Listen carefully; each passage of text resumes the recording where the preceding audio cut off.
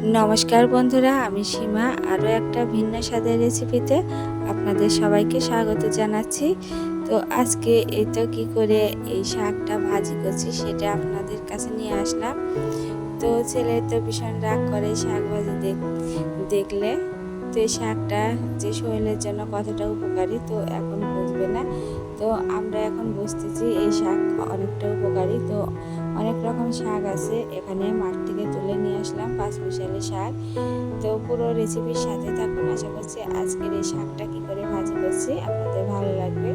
তো আমি শাকগুলো বেছে নিলাম আর ধুয়ে তো কেটে নিচ্ছি। তো আমি চিকন চিকন করে এই শাকগুলো কেটে নিচ্ছি।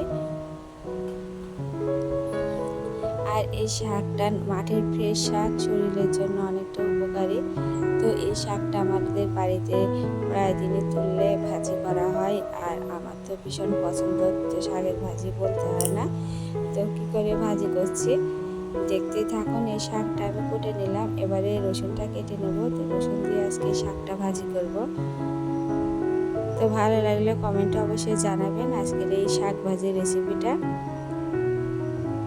আর আমার চ্যানেলটিকে লাইক করে দেবেন এবং সাবস্ক্রাইব করে আমার চ্যানেলের পাশে থাকবেন। আর যারা ফেসবুক থেকে দেখছেন আমার আজকের রেসিপি, লাইক এবং ফলো করে দেবেন। তো আমি এখানে কড়াইতে পরিমাণ মতো তেল দিয়ে দিলাম, আর কাঁচামরিচের শুকনো মরিচ ভেজে নিয়ে আমি কালো জিরা দিয়ে দিলাম। আর এবারে রসুন দিয়ে আমি কিছুক্ষণ এভাবে নেড়ে চেড়ে ভেজে নেব।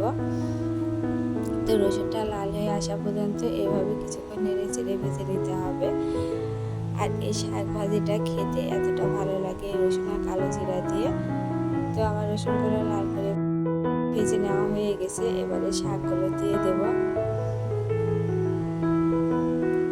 তো শাকগুলো দিয়ে একটু নেড়ে চেড়ে নিয়ে আমি যে শাকের বাড়তি জল আছে সেটা একটু বের করে নেব।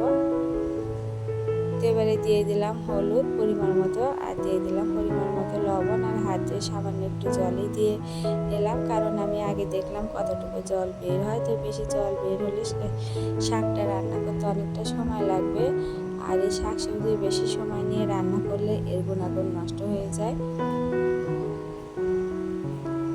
তো শাকটা সেদ্ধ হয়ে গেছে, এবারে একটু নেড়ে চেড়ে ভেজে নেব।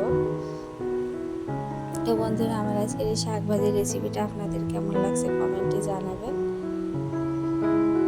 আর রসুনগুলো একটু থেতো করে দিচ্ছি, অনেকটা নরম হয়ে গিয়েছে। তো একটু চেক করে নিলাম, তো একটু এই হাতা দিয়ে একটু থেতো করে দিচ্ছি।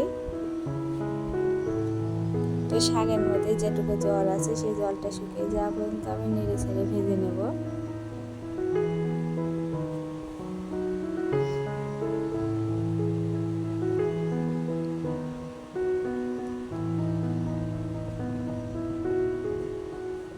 তো আমার শাক ভাজিটা হয়ে গেছে, এবারে তুলে নিলাম।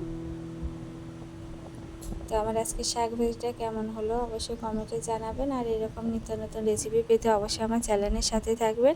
সে পর্যন্ত সবাই ভালো থাকবেন, সুস্থ থাকবেন। নমস্কার।